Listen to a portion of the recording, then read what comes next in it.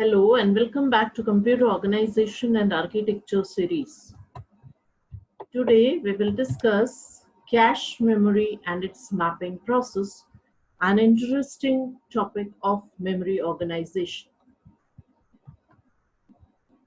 Cache memory is a small and fast memory as compared to the main memory. The active portions of the program and data are placed in a fast, small memory. The average memory access time can be reduced by using a cache memory, thus thereby reducing the total execution time of the program. Such a fast, small memory is referred to as cache memory. If we see the memory hierarchy or the storage hierarchy, the CPU registers are the fastest, then comes cache, then main memory, and then auxiliary memory. So with respect to the storage devices, the cache is the fastest component in memory hierarchy other than CPU registers. How to access a word in cache memory?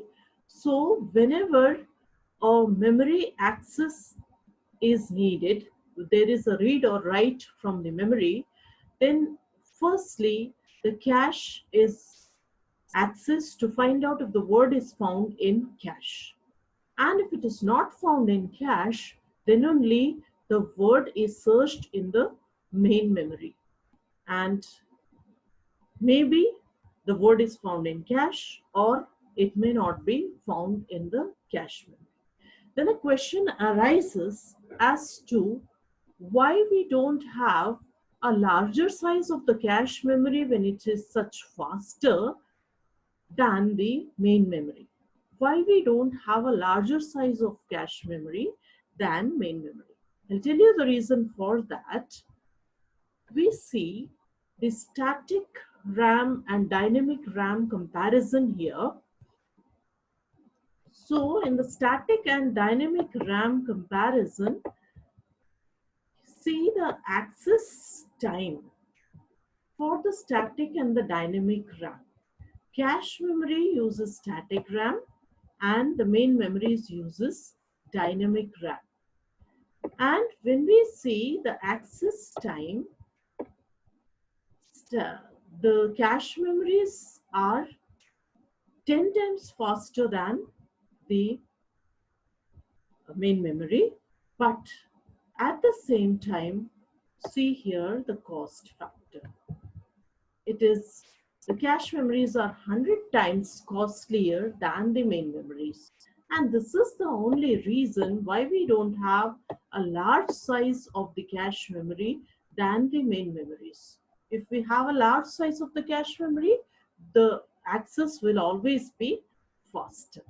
But the reason is this, that the cost of the computer system will be increased to a great amount, so that we cannot have it on the personal computers. We can have more larger size of cache memories in dedicated systems or embedded systems or systems like that, but not in personal computers where people buy it for their common use.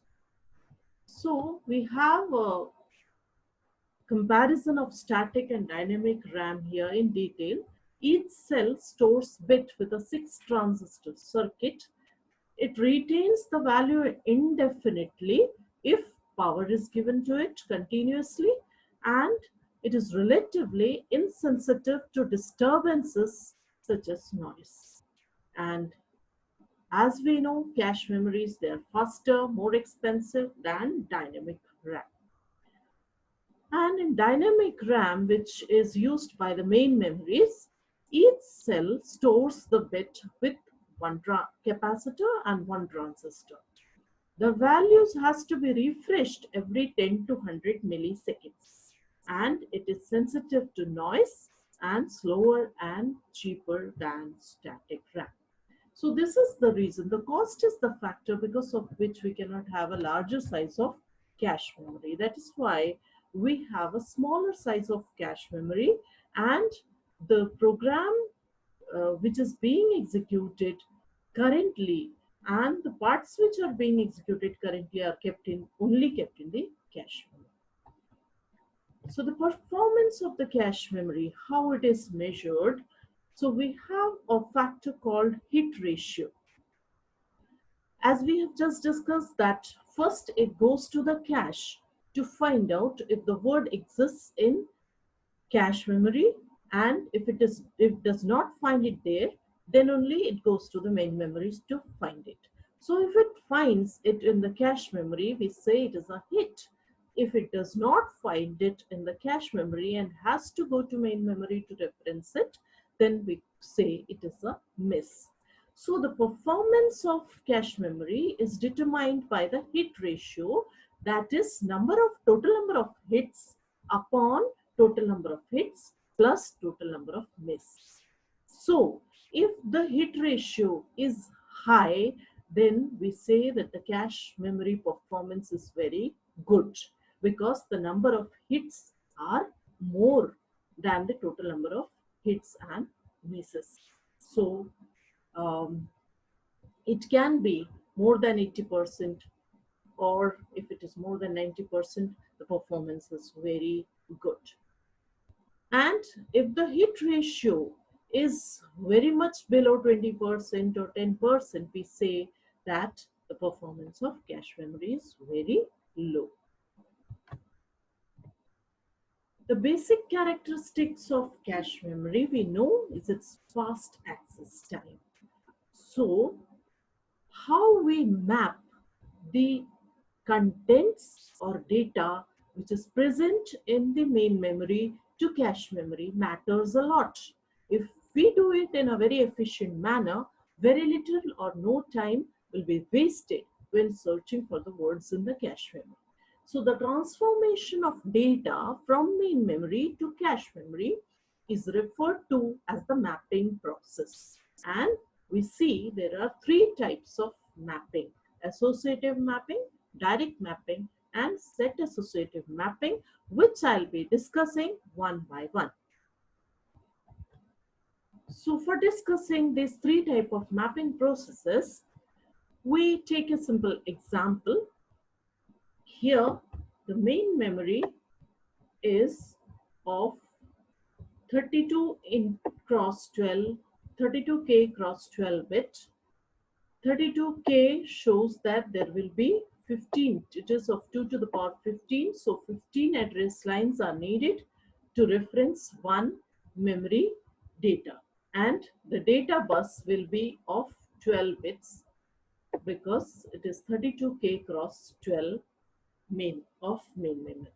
And the cache memory is of the capacity 512 into 12-bit, which shows that we need 9 address lines for the cache memory. Data bus will always be of 12 bits in this example. For the associative mapping, the fastest and most flexible organization uses associative memory mapping. The associative mapping stores both the address and the data of the memory word. It is stored as one pair. And the address of main memory is stored along with the data as one pair. So for one data, what we need to store is one address plus data for accessing that particular data. This permits any location in cache to store any word from main memory. It is not that it's a contiguous storage. It can be any address, because it stores the address data pair. Any address can be stored in any location of cache memory. The address value of 15 bits in this example is shown as a 5-bit octal number, and its corresponding 12-bit data word is shown as 4-digit octal number in the case of our example. So this shows the associative mapping procedure. We have a CPU address of 15 bits for accessing the memory. And that address, when CPU issues that address to read from memory, that goes to the argument register where it searches for the address of main memory. And the address and data is stored as one pair in the associative mapping. So if the address of CPU is address which is generated by the CPU is found in the cache memory address area, then we say it is a hit, otherwise we say it is a miss. So it's some sort of um, finding out directly the addresses and then retrieving from the cache memory. So each cache data has to store the address bits plus data, so it can store again less number of data because it has to store with each data, it has to store all the addresses. So a CPU address of 15 bits is placed in the argument register and the associative memory is searched for a matching address. If the address is found, the corresponding 12 bits of data is read and sent to the CPU. If not found, then the memory is accessed for that particular word, and if the cache is full, then it is the case with all of the organizations or mappings that if the cache memory is full, we need to have a particular replacement of address data pair so that we make room for the new data pair to be there in the cache memory. So that is a different consideration as to which page of cache has to be replaced so that a new page will be coming into cache. So we are not going into detail on that topic. So this is the associative mapping which stores the address and data as one pair for one data. Another mapping procedure is direct mapping. Associative memory is expensive as compared to RAM.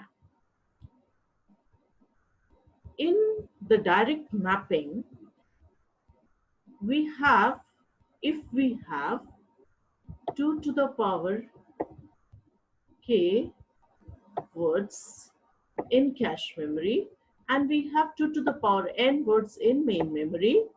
In our example, we have k is equal to 9 and n is equal to 15 because we are having 32k of main memory and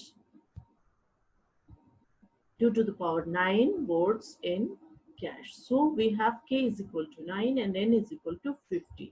So if there are 2 to the power k words in cache and 2 to the power n words in main memory, then the n-bit memory address in direct mapping is divided into two fields, that is k bits for the index field and n minus k bits for the tag field. Now what happens is we are having 2 to the power k words in cache memory, means it needs k bits to represent each and every word. The address lines in cache memory will be of k lines. So that k is mapped here with the index and that k here is mapped with the index and n is the total number of 2 to the power n words in main memory, means there are n address lines for referencing one memory word, and that n minus k means the address lines of main memory minus the address lines of cache memory. So it is very clear that if there are 2 to the power k words in cache memory, 2 to the power n words in main memory, then k bits will be for the index always and n minus k bits for the tag field. Now this shows the direct mapping that we have 32K into 12 main memory and 512 into 12 cache memory. So we need 3 octal numbers here to represent one address of cache memory. And we need here 5, and for this 5 octal values, it is divided into 2 now. First 2 bits for tag and the remaining 3 bits for the index. This is how we will store indirect mapping. First 2 bits for the tag and next 3 bits for the index. Now, we need not store the index. The index will be mapped with the address of the cache memory. What we need to store is only the tag. So we will store indirect mapping for cache. What we will store for one word, that word, the data word, and tag. That will only be the size of one storing one word in the cache memory. So let's see here, this is the main memory, and the least significant 3 digits, they are compared here with the index. So it only stores the tag and the data. It stores the tag and the data, which is the tag, first 2 bits. Here is the tag. So it's storing tag and the data. So that way we can store more number of values. We can utilize the cache memory for storing more number of data in cache memory by using direct mapping, because in place of 5 we are storing only 2 for the tag values. Rest is compared with the index values. So now what happens here is, if we have the address of 000 and we have like the address of main memory 01000. So the index of both the cases is 000, and we need to store both this in cache memory, this data as well as this data. How will store? Because the index is 000. Only the tag is changing, that is 00 and 01. So if we want to have for the same index lines, we need to have different tags, then we'll have to remove that tag which is there already, and then store 01 here. Otherwise, we cannot store 01. This is the disadvantage of direct mapping. So because of this disadvantage, we have another set of mapping that is an improvement over this. The disadvantage you are seeing, that for one index you can store only one tag value. So that is direct mapping. And the disadvantage of direct mapping is that what we have seen just now, 2 words with the same index in their address but with different tag values cannot reside in cache memory at the same time. So now we have SET-ASSOCIATIve mapping. This is an improvement over the direct mapping in the sense that each word of cache can store 2 or more words of memory under the same index address. How we will see? We are having, in place of one pair, now we are having in place of this one pair, we are having 2 pairs for one index, and this is called two-way set associative mapping. If we have 3 or 4 or 5, that will be called 3-way set associative mapping. It will be called 4-way set associative mapping, and so here we can score for one index line, we can store 2 data, so 2 tags and 2 data. So we say it is a 2-way set associative mapping. So we see here the problem which was occurring in direct mapping is solved over here. We can store this word also and this word also simultaneously. This word and this word. Here it is storing this one and this one, not this one. So we are able to store two values at the same time. But see here, we are able to store two. If it is a three-way associative mapping, then only we will be able to store three and so. So, but it is an improvement over direct mapping in the sense that we are not restricted for using one tag and data for one particular index. Each index refers to two data words and their associated tags, and so it is called two-way set associative mapping.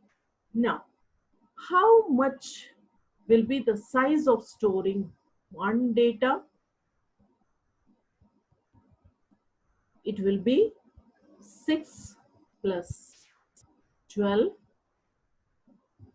Each data word is of 12 bits and each tag is of 6 bits. Each tag is of 6 bits and each data word of 12 bits. So how much we need to store one data? We need 12 plus 6. But what we are doing storing with one index, we are storing two words. So the word length for one address will be 2 into 6 plus 12, that is 36 bits will be the word length, which in the case of direct mapping will be 6 plus 12, that is 18 bits for direct mapping for this example.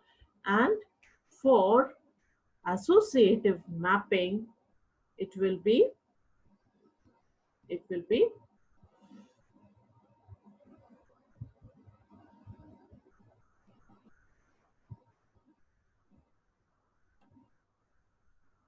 5 bits for the address and 4 bits for the data word. According to that, it will be 15 plus 12, that is 27 bits. So here with 36 bits, we are able to store two data, and with 27 bits in associative mapping, we are able to store only one data. So it is having that advantage that you can store more number of data in set associative mapping than in associative mapping.